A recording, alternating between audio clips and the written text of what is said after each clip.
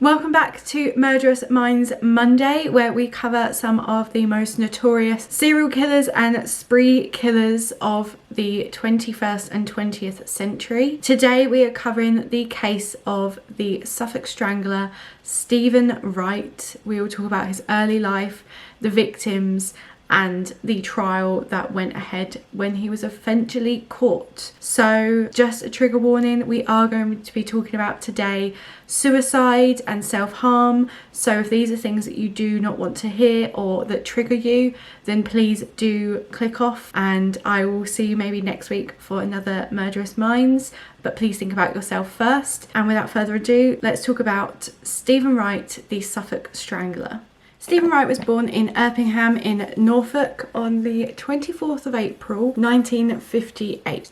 His father Conrad was a military policeman and they lived nearby on RAF West Beckham. Due to his father being in the military, the family did move around quite a bit. They lived in both Malta and Singapore in Steve's early life. They would also stay with his grandparents in Friston at some points, but yeah, his early life was spent travelling around a lot due to his father's career. He was the second of 4 children and his mother was a veterinary nurse, and she actually walked out on the family when Steve was only 8 years old in 1966. He didn't see his mother again for 25 years, and his father did go on to marry a new wife called Valerie. They lived with his father. With his new wife Valerie, they actually welcomed 2 more children, so that ended up being that Steve was the second oldest of 6 children. His father later said that his ex-wife leaving left Steve feeling abandoned and always looking for a new motherly figure. However, his mother Patricia stated that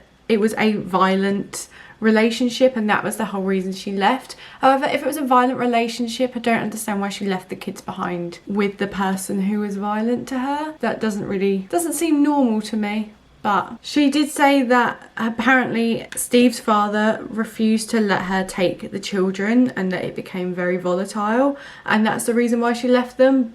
But I still think surely you would fight that. I don't know the situation. That was all I sort of heard about it, and we don't even know if that is true, like whether she left because it had turned violent. So whether it was the case that the relationship had turned violent or not, Steve with his siblings, David, Jeanette and Tina, they did not get on with their father at all, and they didn't get on with the father's new wife, Valerie, and this caused further rifts within the family. Steve grew up to be quite a shy boy. He had difficulties with long-term relationships and actually holding down any sort of job. He left school at the age of 16 in 1974 with no qualifications whatsoever, and after a job as a waiter in a hotel, he soon joined the Merchant Navy and became a chef on ferries sailing from Felixstowe in Suffolk. In 1979, Steve went on to marry Angela O'Donovan in Milford Haven, and they welcomed a son called Michael in 1983, but the couple soon separated in 1987. So again, he can't hold down a job, but he also can't hold down any long-term relationships. As an adult, Steve would repeat the patterns of his childhood and he would never stay in one place too long. He was always moving around. He became a steward on the QE2. He was a lorry driver at one point, a barman, pub landlord, and lastly a forklift driver. Didn't really decide on what sort of career he wanted. These are all very different styles of careers. During his time on the QE2, this was in the 6 years that he served on the QE2, he began using prostitutes. Obviously he couldn't hold down a relationship, so looking for companionship, he turned to prostitutes. It was also while on the QE2 that he met a window dresser called Diane Caswell, who would become his second wife. They left the QE2 to run a pub in Norwich. It was called the Ferry Boat Inn, and it was in the red light district of Norwich. He married Diane in 1987, but the relationship was a complete disaster and the couple separated just a year later in 1988. The tenancy on the Ferry Boat Inn only lasted a further 5 months, and it was a haunt for prostitutes in the 1980s and 90s, and it was from May until September of 1988 that he was running this pub on his own, sort of making it a place for prostitutes. He then became a father again in 1992 to another partner. This was while he was managing a public house in South London. However, he lost the public house due to his gambling and drinking problems, and because he got into a lot of debt and wasn't able to pay the rent. So the relationship, which ended in another child being born, it started just a year after the split from Diane, and it was with a lady called Sarah Whiteley. She was a barmaid in the White Horse pub that he was running in Chislehurst. They moved to Plumstead in 1990 to run the Rose in the Crown pub, and they had a daughter in 1992. However, again, this relationship ended before his daughter was even a year old. So the pattern is still happening from when he was a child, not being able to hold down any relationship or have any long-term connection. After this, he was actually reunited with his mother in 1992 when she flew over for Christmas to visit him, but he fell out with his mother in a drunken rage at that Christmas, and that was the last time they really spoke for, again, a very long time. During his time of living in London, Steve began to visit massage parlours. This was for sex, and this was a habit he retained when he moved back to Suffolk. By the mid-1990s, his gambling had really taken a toll, and he was unable to see a way out of his situation. Because of this, he tried to commit suicide by gassing himself out. He was found lying in an alley in Haverhill in Suffolk, and he was taken to the hospital. So we can really see he's starting to not unravel, but struggle with situations. He had actually sent a suicide note to Sarah saying that he missed his daughter and did not want to be a part-time dad, and that he just lost everything. This was the first of 2 suicide attempts. Both attempts were brought on by his crippling debt from his gambling addiction. It was a recurring problem, and he has actually recently been declared bankrupt with a running up £30,000 in unsecured loans. Steve's second suicide attempt happened in 2000 with an overdose of pills after returning home from a 10-week trip to Thailand, where he'd ended up in debt again after a girl apparently scammed him for everything that he had. Steve sold all of his possessions, including his car and furniture, to fund the trip, and he enjoyed the services of foreign prostitutes. Steve then moved back in with his father and stepmother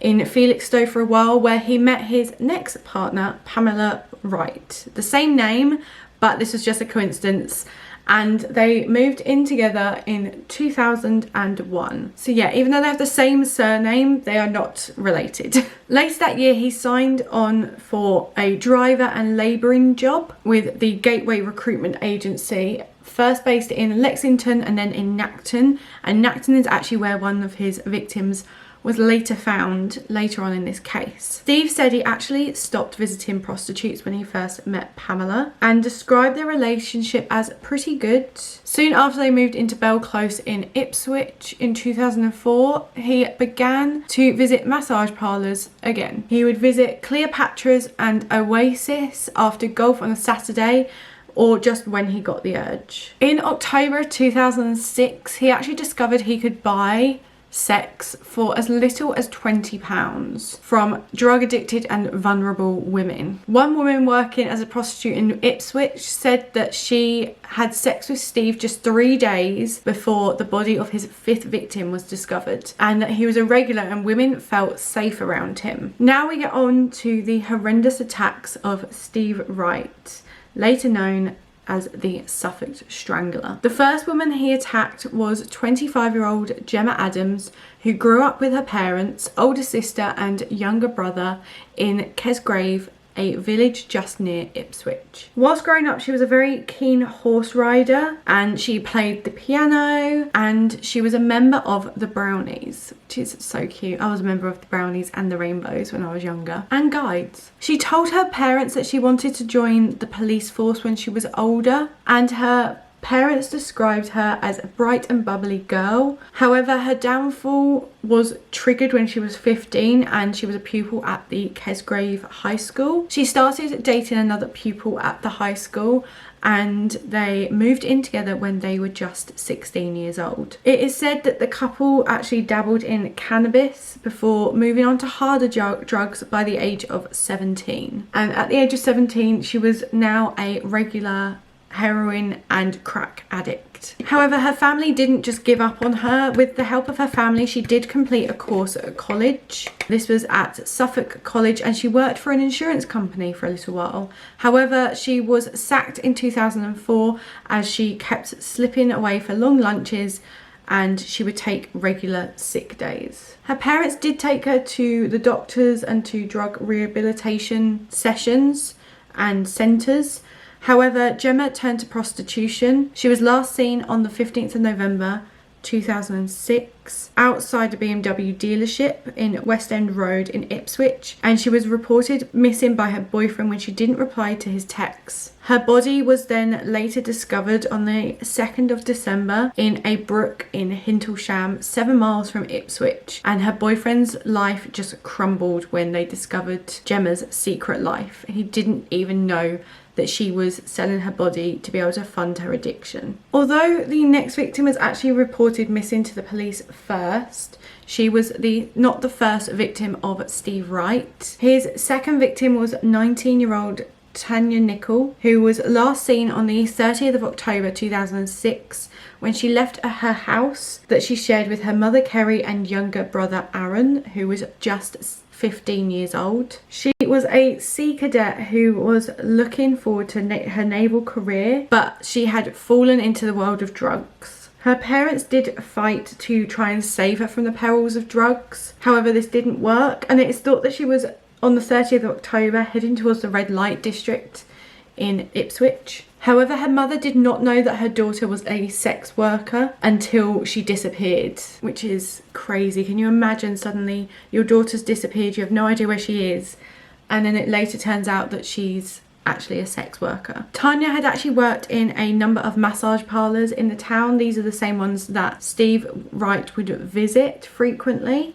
However, she was asked to leave one just 18 months before. A woman called Sandra, who owned one of the parlours, said that she was asked to leave as it was suspected that she was using drugs. Sandra also said that Tanya's mum, Kerry, had actually worked as a cleaner in one of the parlours while her daughter was working there, but they had never run into each other, which is crazy. Tanya's naked body was discovered, apart from some cheap jewellery, by police drivers on the 8th of December 2006, but there was no sign of sexual assault and the coroner could not actually determine a cause of death for Tanya. So we don't actually know how any of Steve Wright's victims died. He has never given that information out, and if he has, it's never been made public. So we don't actually know how these attacks happened. The third woman that Steve attacked was 24-year-old Annalise Alderton. She had been living for 5 years in Cyprus and her family returned to England in 1997. The turning point in Annalise's life was actually the death of her father Roy, who passed away from lung cancer when she was just 17 years old. She fled from his funeral and moved into a flat where she fell under the influence of a man her family referred to as a sexual predator who introduced her to drugs. After she started taking drugs, she spent several years going in and out of prison, and she slipped into prostitution similarly to Steve's previous victims. Annalise told her boyfriend on the day that she disappeared that she was going to her mother to drop off Christmas presents, and CCTV cameras confirmed this as it showed her on the train on the way to her mother's house. And her mother stated that she last saw her daughter alive on the 3rd of December 2006 when she left to catch a train home. Her mother hadn't actually said goodbye because the two had had a falling out, as Annalise had dyed her hair from brown to blonde,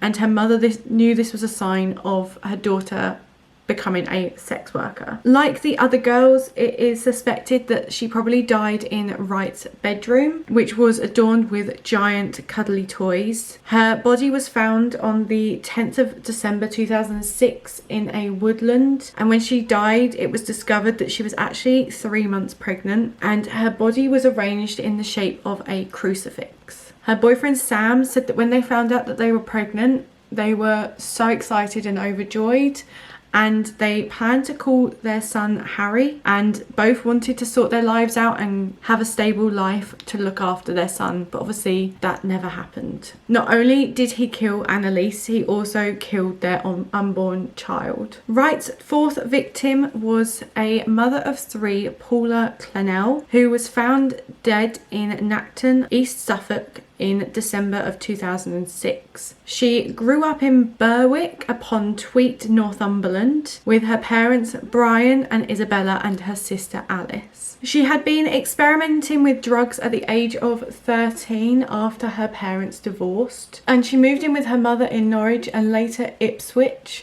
before leaving home again at the age of 16 to move in with her boyfriend Elton Norris. The pair started taking crack, and Paula started selling her body from the age of 20. Paula's drug addiction led to her 3 children actually being taken out of her care, and in a letter she had written to her mother, she was actually dreading Christmas because she felt so lonely without her children. And despite knowing that a serial killer was on the loose, she insisted on continuing to work as a prostitute to fund her drug addiction, despite all the dangers. Under an alias of Kelly, she actually told a TV presenter a few days before her death that she had been attacked while working before. After her interview, she walked back to the red light district and she was found dead just 72 hours later. Steve Wright's final official victim was 25-year-old Annette Nichols. Annette had a stable life with a close-knit family, and she was actually a qualified beauty therapist with a long and loyal list of clients. But almost overnight, her life was transformed by drugs. She was actually the oldest of the Wright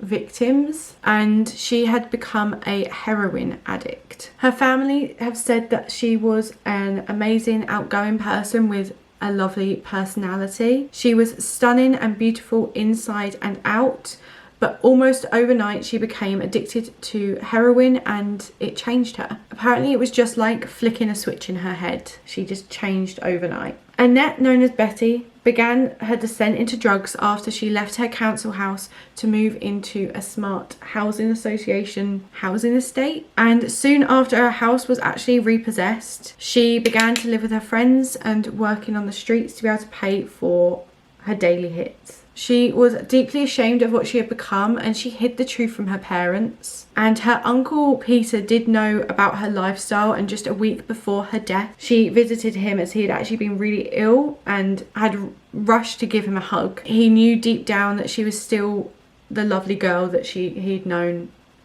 her whole life. Annette was last seen on the 8th of December, and her body was found 4 days later 4 miles away in Levington, and her body had been arranged in the shape of a crucifix again, with her arms outstretched. So this is where the investigation started. Suffolk police, after discovering the bodies of Gemma Adams and Tanya Nichols, they linked the killings and launched a murder investigation. This operation was codenamed Sumac.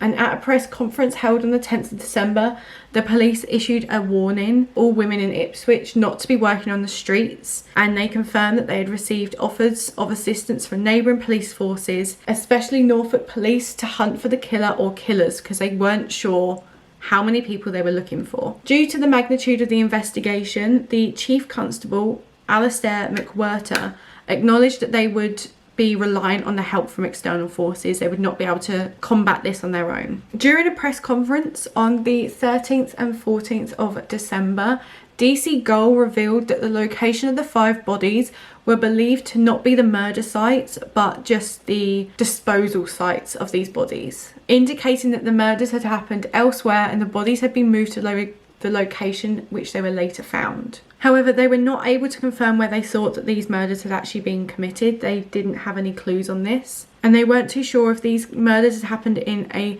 single location or multiple different locations. They revealed that some of the items of the women had been located, including a handbag and a jacket, and they were being forensically tested to establish whether they belonged to any of these women that they had discovered. During the press briefings, DC Gull actually stated that over 200 police officers were involved and some 400 to 450 calls had been made to detectives with possible tips on solving this case. On the 15th of December, the Suffolk Constabulary revealed that a total of 7,300 calls had been received regarding the investigation, and over 250 police staff were working the case with the support of 26 different police forces. As of the 18th of December, this number increased to 500 officers, and a further 350 officers from over 30 different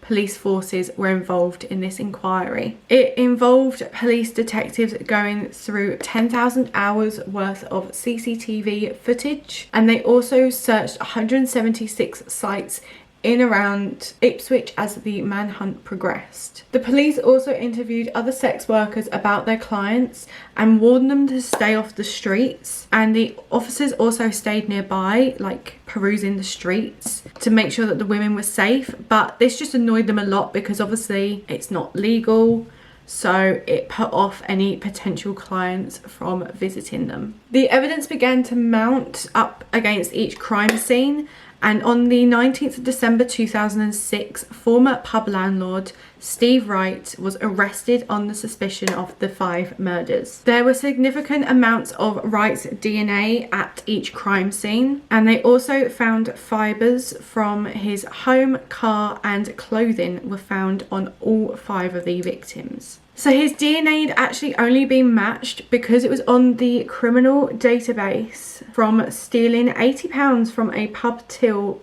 in 2002. Had he not committed that murder, it probably would have taken longer, and his DNA matched the DNA that the police found at the crime scenes. The trial began on the 16th of January 2008 in Ipswich Crown Court. It was effectively split up into 5 separate murders because when the murders occurred and the investigation was being conducted, they didn't know it was just going to be one person at the time. There was a conference room near the Crown Court which was used exclusively by the families during the case, and they were able to watch proceedings via a TV link, as there were too many of them to be able to fit into the courtroom. There would be between 20, 30 to 40 people in the room on any given day, and it was tough as not all the family members were aware of what the women did for work. As I said, a lot of them didn't know that their daughters or family members were sex workers. So not only did these people have to come to terms with the death of their loved ones, but also the lifestyle that they were living.